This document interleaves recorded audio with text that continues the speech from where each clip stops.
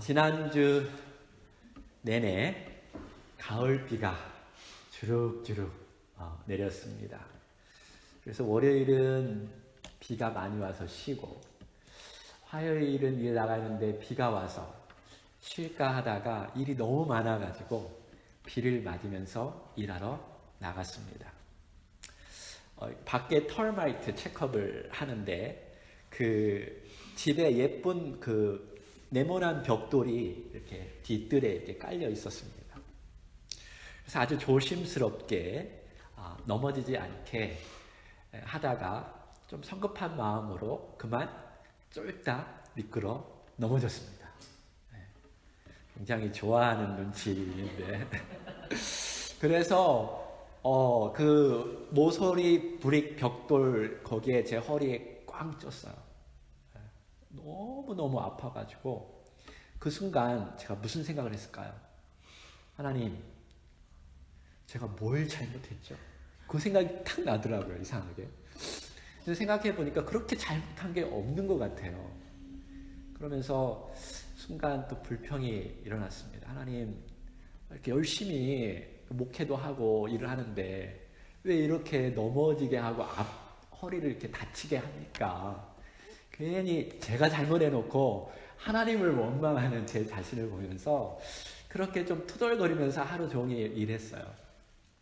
그리고 나서 이제 저녁에 이제 집에 돌아와서 아들 온유한테 방에 가가지고 허리를 이렇게 딱 들어서 어떠니 하고 좀 보라고 확인 좀 해보라고 그랬어요. 그랬더니 아들이 조금 멍들었대요.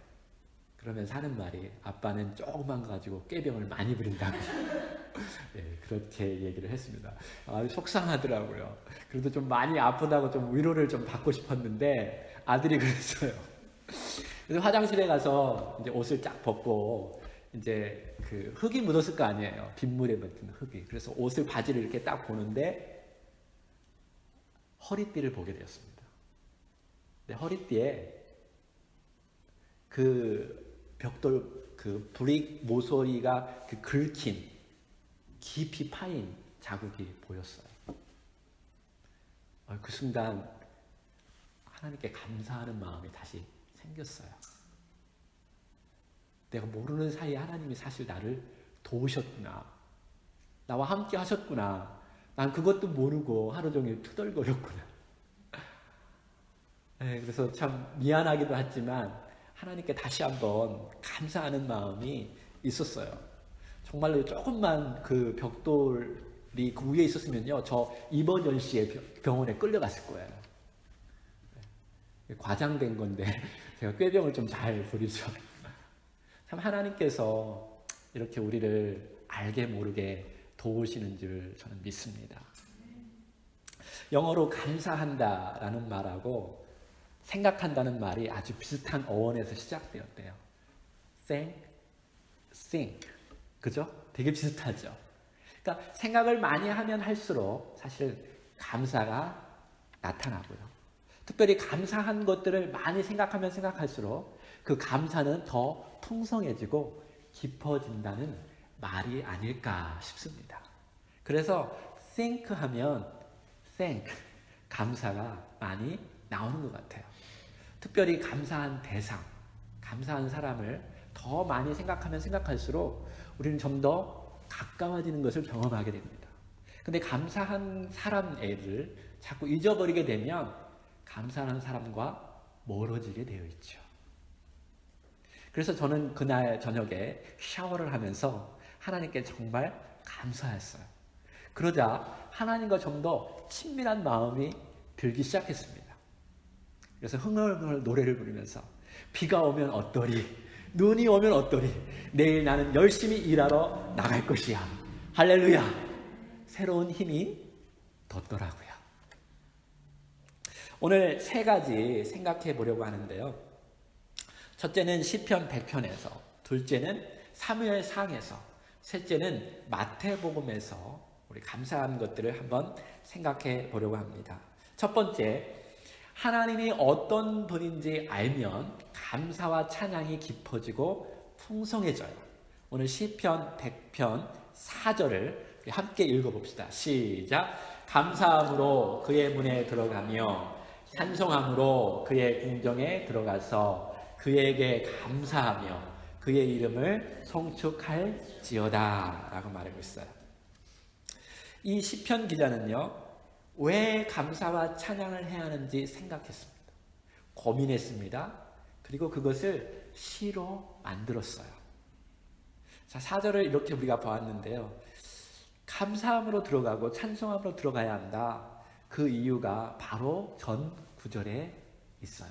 한번 볼까요? 시편 100편 3절.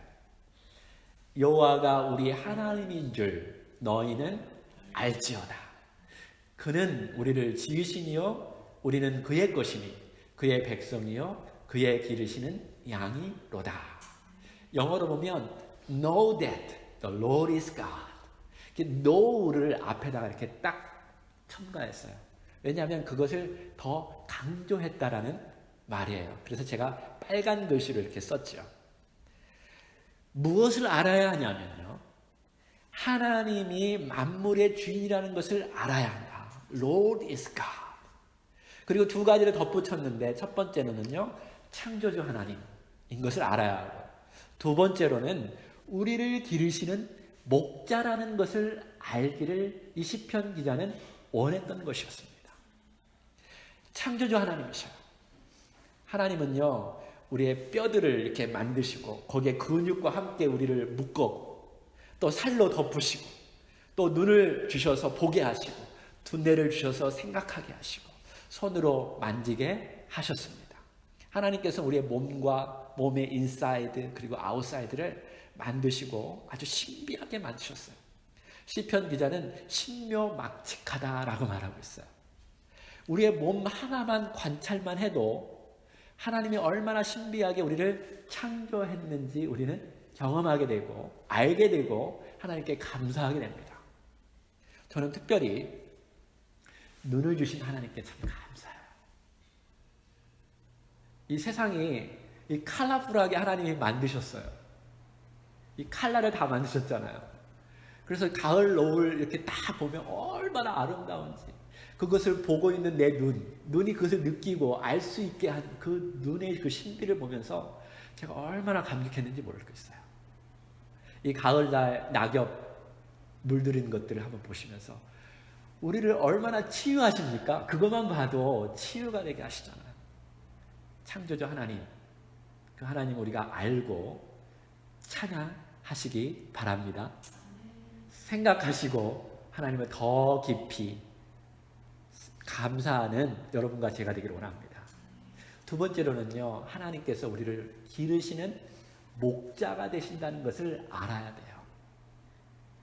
하나님은 우리를 만드셨을 뿐만 아니라 창조했을 뿐만 아니라 목자가 양을 기르듯이 우리를 기르시는 분이십니다. 하나님은 또한 우리의 아버지가 되어주셔서 자녀를 기르셔요. 자녀의 필요를 채워주십니다. 자녀가 먹을 것이 필요하면 먹을 것을 주시고 또 보호가 필요할 때 보호함을 주시고 하나님께서 우리의 필요를 다 채워주신다. 그것을 알고 그것을 생각하며 하나님께 감사를 드려야 한다라는 것입니다. 여러분, 하나님께서는요, 우리가 부모님이 자녀를 기르듯이 그렇게 인생 전부를 관심을 가지시고 기르셔요. 근데 이 사실을 여러분이 꼭 아셔야 하는데요, 우리 부모님은 자녀들이 바르게 커가기를 원합니다. 맞습니까? 그래서 때로는요, 하나님은 우리가 바르게 커기를 원하고 예수님을 닮아가기 원해서 고난도 허용하셔요. 실패도 허용하십니다. 그래서 더 겸손해지라고, 더 이웃 사람들의 마음과 생각과 삶의 아픔들을 느끼라고, 그래서 하모니를 이루고 좋은 공동체를 꾸며가라고 하나님께서 때로는 우리에게 역경과 폭풍을 허락하십니다. 때로는 또한 우리가 믿음이 더 강해져서 두려워하지 아니하고 하나님을 더 신뢰하고 하나님과 더 가까워지도록 폭풍을 허락하기도 하신다는 거예요. 그래서 창조주 하나님, 그리고 우리를 기르시는데 예수님을 닮아가도록, 그래서 예수님도 주시고 성령님도 주시고, 그래서 점점 더 건강해지고 더 강인한 성인이 되어서 더 건강한 릴레이션십, 더 건강한 삶을 살아가도록 하나님께서 우리를 만지시고 이끄신다는 것을 믿으시고 감사하시는 여러분과 제가 되기를 소망합니다. 두 번째로는 오직 하나님의 말씀에 순종하는 사람의 찬양이 마귀를 떠나게 합니다. 영적인 세력들을 이기게 하는 능력이 순종하는 사람들의 찬양이 이기게 한다는 거예요. 이스라엘 왕 사울이 하나님 앞에 범죄하였습니다. 그러자 그에게 악령이 임했어요. 하나님의 영이 떠나자 악령이 임했습니다. 그래서 많은 사람들이 가까이 하지도 않고 사울 왕의 성격이 아주 괴팍하게 변하게 되었어요. 그때 어린 다윗이 하나님의 기름 부음을 받고 성령님이 임하자 그가 연주할 때, 그가 음악을 연주할 때 악령이 떠나는 놀라운 기적의 역사가 사무엘상에 나와요. 한번 볼까요? 사무엘상 16장 23절 보니까 하나님께서 부르시는 악령이, 여러분 악령도요 하나님의 영향력 아래에 있다는 것을 아시기 바랍니다. 사단이 우리를 넘어뜨리는데요 마음껏 자기 마음대로 다 할 수 없어요. 하나님의 컨트롤 안에 있는 것입니다. 그 악령이 사울에게 이를 때 다윗이 수금을 들고 와서 손으로 탄즉 사울이 상쾌하여 낫고 악령이 그에게서 떠나더라. 그래서 제가 다윗을 보면요, 다윗은 비록 그 당시에는 어렸지만 하나님의 마음에 든 자였어요. 왜? 하나님을 사랑하는 사람이었고 하나님께 순종하는 자였기 때문에 그래요. 그래서 다윗의 하나님의 마음에 합한 자를 왜 그랬을까 이렇게 돌이켜보면 다윗은요 늘 하나님을 생각하고 하나님의 명령을 아주 자기 목숨처럼 여겼어요. 그래서 하나님의 세운 비록 악해전 사울일지라도 자기 손으로 사울 왕을 죽이려 하지 않았어요. 왜? 하나님이 원치 않았기 때문이에요. 이런 모습을 봐도요 다윗은 굉장히 하나님의 명령을 두려워했고 순종하는 자였습니다. 그런 자들이 찬양할 때 마귀가 떠나는 줄 믿습니다. 지금부터 한 12년 전에 제 아내가 갑자기 아프기 시작했어요. 유리가 6개월 정도 되었을 때였어요. 갑자기 얼굴 왼쪽이 마비가 생겼어요. 패럴라이즈가 됐어요. 눈도 이상하게 안 움직이고 코도 작동 안 하고 입술도 반쪽이 작동이 안 됐어요. 혀도 그랬어요. 알고 봤더니 몰랐어요. 처음에는. 나중에 검사하고 나서 그때서 알았죠. 보니까 그 깊은 속에 두뇌 있는 그쪽에서 커다란 그 종양이 있었던 것입니다. 그것이 신경을 다 눌러서 이 반쪽을 다 마비시켰던 거예요. 그러면서 귀에 보면 우리의 그 밸런스를 유지하는 데가 귀에 있습니다. 그게 완전히 파괴되니까 일어서도 어지럽고 앉아도 어지럽고 누워서도 어지러웠어요. 그리고 시간마다 구토하고 토했습니다. 그때 우리는 하나님께 막 기도하고 간절히 기도했는데도 이게 도무지 어떻게 해결할지를 모르겠어요. 제 아내는 끊임없이 눈물을 흘렸고 아이는 울고 아무것도 모르고 저는 어떻게 할 줄 몰라서 기도만 할 줄 몰라서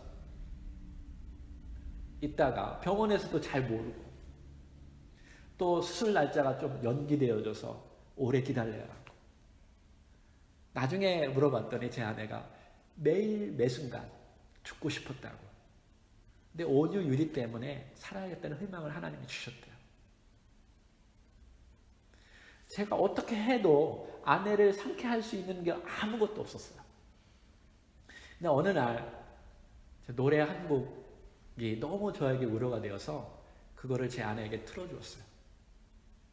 그 노래가 날마다 숨쉬는 순간마다 내 앞에 어려운 일 보내, 이런 찬양이었어요. 근데 그날따라 아내가 다른 건 다 저기 했는데 그걸 들으면서 눈물을 흘리면서 같이 찬양을 부르기 시작했어요. 그래서 뭔가 조금씩 제 아내의 마음이 위로를 받고 힘을 느낀다는 것을 경험하게 되었습니다.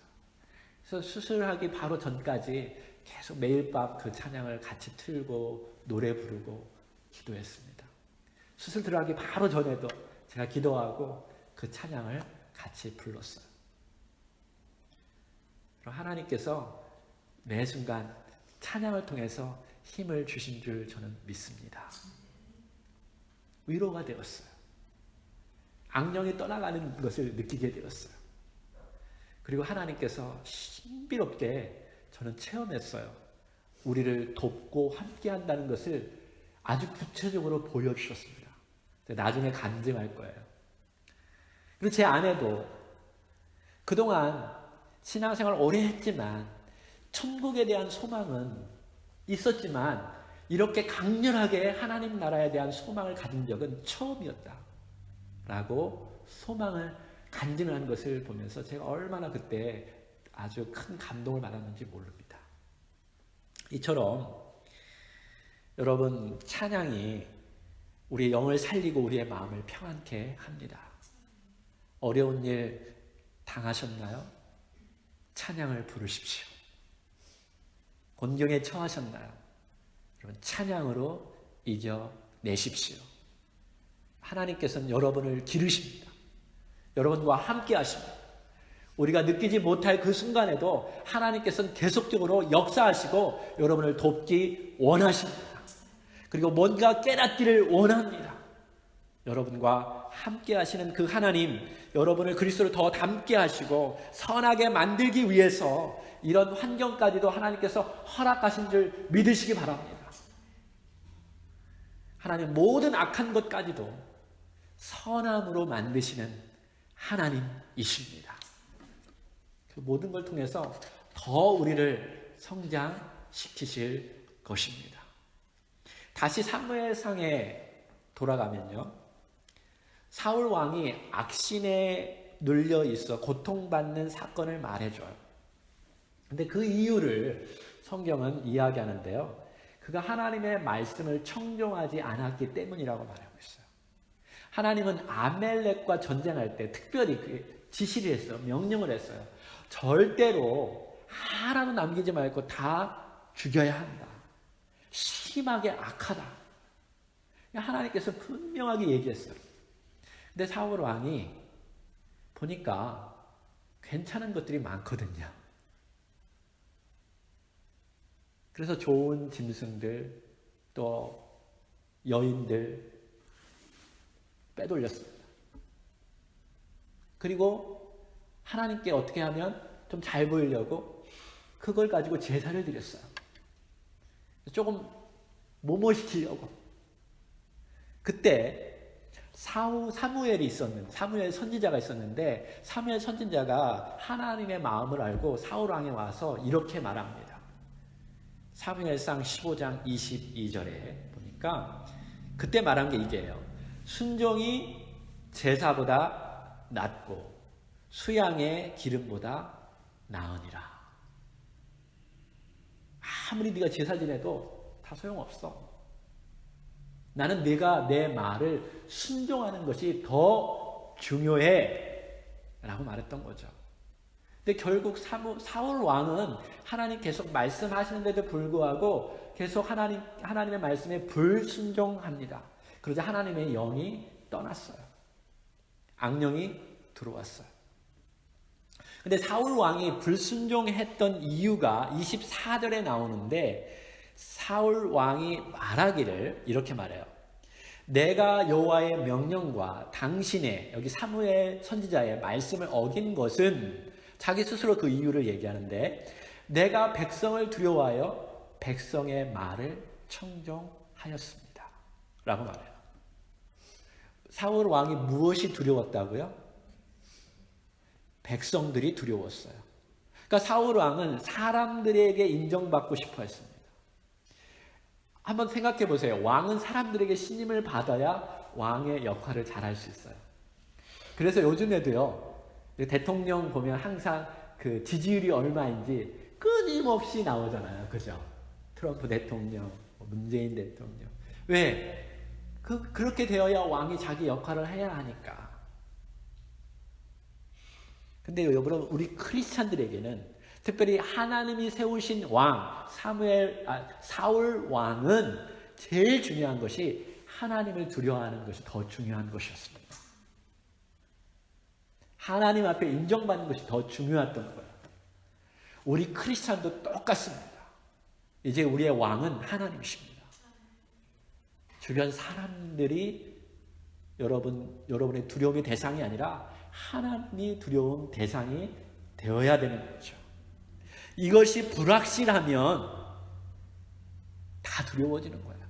하나님이 우리의 창조주 하나님이시고 우리의 주인이시고 우리의 아버지가 되어서 나의 삶 모든 것을 책임져 주신다는 것이 확실하면 그 어떤 것도 우리를 두렵게 하는 것이 없습니다. 아멘? 그러면 믿음으로 행동하게 돼 있어요.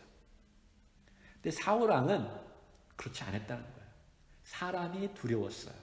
사람의 지지율을 얻기를 원했던 거죠. 왜 그랬을까요? 사람들은 끊임없이 비교 의식을 가지고, 사람은 끊임없이 비판을 가지고 불평하기 때문에 그래요. 여러분, 높은 자리에 올라갈수록 사람들이 많이 비판합니다. 맞습니까? 끌어내리려고 해요. 그래서 보통 심장으로는 높은 위치에 올라갈 수가 없어요. 그래서 여러분 리더들을 정말 리스펙트 해야 돼요. 특별히 잘못하지 않으면. 근데 그 끊임없는 비교의식, 끊임없는 비판의 그 프레셔를 이기지 못해서 사울 왕이 백성들의 말을 들었던 거예요. 이해가 되십니까? 근데 오늘날 시대에도 얼마나 많은 프레셔가, 압력이 우리에게 옵니까? 제가 어떤 사람하고 얘기했는데 우리 자녀들 놀스기네 스쿨 다녀요. 그랬더니 거기 아이들 프레셔가 굉장히 많아요. 다들 똑똑하고요. 공부 잘해야 하고요. 그래서 아마 목사님 자녀들도 프레셔가 많을 거예요. 좀 위로해 주세요. 그러더라고요. 전 몰랐는데. 여러분, 우리가 살아갈 때 얼마나 압력이 많습니까? 우리 남자들 성공해야 하지 않나요? 집 하나 멋지게 좀 있어야 하지 않나요? 왜? 사람들이 다 보잖아요. 가족이 프레셔를 주잖아요. 여러분, 그런 것들이 우리를 계속 압력을 가하는데, 여러분, 그거보다 더 중요한 것은 하나님의 말씀에 순종하는 것이 더 중요한 줄 믿으시기 바랍니다. 아무리 가난할지라도, 아무리 세상적으로 부족할지라도 하나님께서 인정한다면 그 사람의 마음과 영혼과 그 사람 주변에는 놀라운 기적의 역사가 임하게 되어 있습니다. 우리 최진실 사건을 보면 알 수 있죠. 얼마나 비교의식, 얼마나 비판하고 이것을 못 이기잖아요, 사람들이. 그러나 여러분, 하나님을 믿는 우리는 하나님께서 절대로 다른 사람과 비교하지 않는다는 것을 확실히 아시기 바랍니다. 하나님은 여러분 개개인을 창조하시고 개개인을 한 영혼이 천하보다 귀하게 하나님이 여기신다는 것을 확실히 믿으시기 바랍니다. 절대로 하나님 비교하지 않아요. 성경을 보세요. 비교한 적 없어요. 외모를 가지고 하나님 판단하지 않으십니다. 예쁜 사람, 똑똑한 사람, 이런 거 가지고 우리를 판단하지 않으셔요. 부유한 사람? 아니요. 하나님께서 딱 한 사람과 비교하셔, 우리는. 누구와 비교하실까요? 예수님과 비교하십니다. 예수님 닮아가라고. 그리고 마지막 심판 때 너 예수님 닮았는지 안 닮았는지 그거 보신대요. 네가 얼마나 큰일 했는지 이게 중요한 게 아니에요. 너의 주어진 인생 속에서, 너의 주어진 재능 속에서, 내가 가지고 있는 삶 속에서 정말로 진실하게 겸손하게 사랑하고 섬기고 하나님의 영광을 드러냈는지 그거 보고 판단하신대요. 할렐루야. 세상은 안 그러잖아. 세상은 부유한 사람, 돈 많은 사람, 예쁜 사람 이런 거 가지고 판단하는데 우리 하나님은 절대로 여러분과 비교하지 않습니다. 세 번째로, 작은 것부터 감사할 때 하나님의 기적이 모두에게 흘러가게 됩니다. 오병이어의 기적의 사건을 여러분 알고 있어요. 어린아이가 물고기 2마리, 보리떡 5개, 런치를 가지고 있었는데요. 그 런치를 예수님께 드렸을 때 5,000명, 아마 여인과 아이들을 합치면 10,000명 이상입니다. 다 먹이시는 놀라운 기적의 역사가 일어난 것을 우리는 성경을 통해서 볼 수 있어요. 그러니까 작은 것도 주님의 손안에 들어가면 놀라운 역사가 일어난다는 거예요. 마태복음 14장 19절 20절 다 함께 한번 읽어봅시다. 시작. 무리를 명하여 잔디 위에 앉히시고 떡 5개와 물고기 2마리를 가지사 하늘을 우러러 축사하시고 떡을 떼어 제자들에게 주시매 제자들이 무리에게 주니 다 배불리 먹고 남은 조각을 12바구니에 차게 거두었으며 라고 말하고 있습니다. 여기 보면 축사한다라는 말인데 영어로는요 give thanks 한 거예요. 기도했는데요 하나님 감사합니다 라고 기도했어요. 근데 요 사건 바로 전에 예수님께서 물어봤어요. 제자들에게 이 5,000명이나 되는 남자들만 5,000명인데 한 10,000명이 되는 이들을 널 좀 먹여봤으면 좋겠다. 그러자 거기 있던 제자 한 명이 이거 사람들을 먹이려면 돈이 얼마나 많이 필요한지 아마 그 한 사람이 1년 이상 벌어도 이 사람을 다 못 먹일걸요 하고 해결책을 냈습니다. 우리의 힘으로는 안 됩니다. 그래서 예수님께서 너희 힘으로 한번 해보지 않겠느니 그래서 찾아봤던 거예요. 음식 있는 사람 다 가져오라고. 그랬더니 겨우 안드레가 꼬맹이 하나가 음식이 있다고 손을 들었던 거예요. 또 안드레는 또 그걸 가지고 예수님께 가지고 왔어요. 아마 소년도 데리고 갔겠죠. 여러분 같았으면 어떻게 대처했을까요? 여러분이 예수님이었다면 피식 웃었을지도 모르죠. 야, 이거 가지고 어떻게 먹이겠니? 모르겠어요. 안드레가 믿음이 있었는지 그 아이가 믿음이 있었는지 아무튼 조그만 거지만 주님께 드렸을 때 주님께서 수많은 사람을 먹이시고 살리시는 놀라운 기적의 역사를 베풀었다는 사실을 여러분 믿으시기 바랍니다. 오늘날에도 그렇게 하신다는 것을 믿으십시오. 여러분과 제가 비록 작은 거지만 주님 앞에 드렸을 때에 주님께서 그것을 들어 사용하셔요. 조그만 과부가 자기 생활비 전부를 주님 앞에 드렸을 때 마음을 다 드리고 사랑을 다 드렸을 때 주님께서 어떤 사람들보다 마음이 기뻐하셨습니다. 할렐루야. 근데 제가 오늘 이 얘기를 하는 거는요, 간단하게 말해서요, 남자들은 일반적으로 목표 지향적입니다. 그래서요, 조그만 것을 자꾸 놓칠 때가 많아요. 신경을 잘 안 써요. 그러니까 예를 들어서 산을 타러 이렇게 올라가잖아요. 그러면 저는 제일 앞에 갈까요? 제일 뒤에 갈까요? 제일 앞에 갑니다. 왜요? 빨리 정상에 올라가기 때문에. 우리의 목표는 저기야. 그래서 빨리 가야 돼. 그래서 항상 거기에 모든 관심이 써 있습니다. 그래서 어떤 일이 있더라도 거기에 올라가야 돼요. 근데 아내와 아이들은 어떨까요? 저를 쫓아오느라고 힘이 듭니다. 그게 올라가는 것보다 같이 대화하고 옆에 있는 꽃들도 보고, 그렇죠? 아름다운 것도 보고 또 쉬는 것도 중요하고 먹는 것도 중요해요. 그럼 저는 기분이 어떨까요? 아유, 지금 그럴 시간이 어디 있어? 빨리 저기 올라가야 하는데. 여행 가도 항상 그게 부딪혔던 거예요. 근데 어느 순간에 제가 그걸 깨닫기 시작했습니다. 아, 내가 지금 잘못 보고 있는 거구나. 내가 작은 것을 놓치고 있는 거구나. 그래서 목표 지향적인 사람들이 많이 작은 것을 놓칠 때가 있다라는 거예요. 예수님을 보니까요, 굉장히 과정을 중요시 여겼더라고요. 우리가 빨리 성공하는 것보다, 빨리 목표를 이루는 것보다 주님의 관심은 거기에 있지 않냐고, 우리가 주님의 자녀처럼 변하는가, 그 과정을 더 살피신다는 거예요.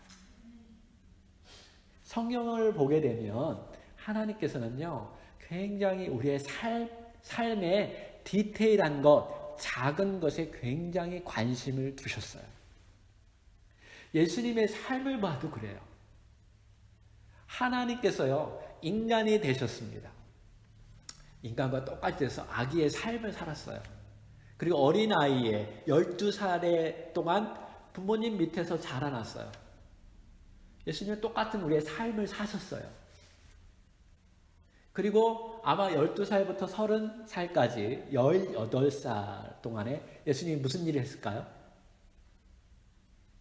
목수의 일을 했습니다. 사역하지 않냐고 그냥 우리가 똑같은 일을 했어요. 잡을 가지고. 그거 여러분 생각나시죠? 그리고 나서 3년 동안 하나님의 사역을 하셨어요. 어떤 분이 이거를 이렇게 얘기하더라고요. 18과 3을 보니까 정확하게 6년, 그 다음에 1년 사역하고 6년하고 1년 사역. 뭐 기억나시나요? 하나님이 6일 동안 일하시고 하루는 쉬시고, 예수님이 정확하게 그 틀에 의해서 움직이셨다는 거예요.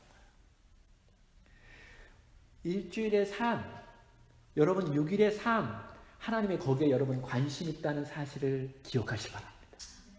주일날만 여러분이 예배할 때 여러분에게 관심 있고 여러분을 도우려고 하는 게 아니라 매일의 삶 속에서 하나님께서 여러분을 만지고 계시고 돌보고 계시고 거기서 믿음으로 행동하기를 원하시고 거기서 하나님의 자녀로서 변화시키기를 하나님이 원하신다는 것을 알기 바랍니다. 그 과정 하나하나가 중요합니다.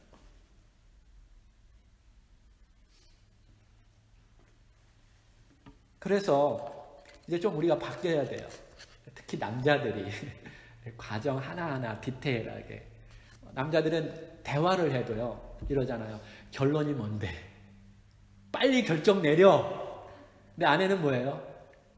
그게 시작이 이렇게 됐고 중간이 이렇게 됐어. 그래서 결론이 이렇게 돼야 되지 않아? 하고 서로 과정이 더 중요한 거예요. 그 과정이 이해가 되어야 결론이 나오는데 남자는 그 과정이 별로 중요하지 않은 거예요. 근데 하나님 신비하게 이렇게 만드신 것 같아요.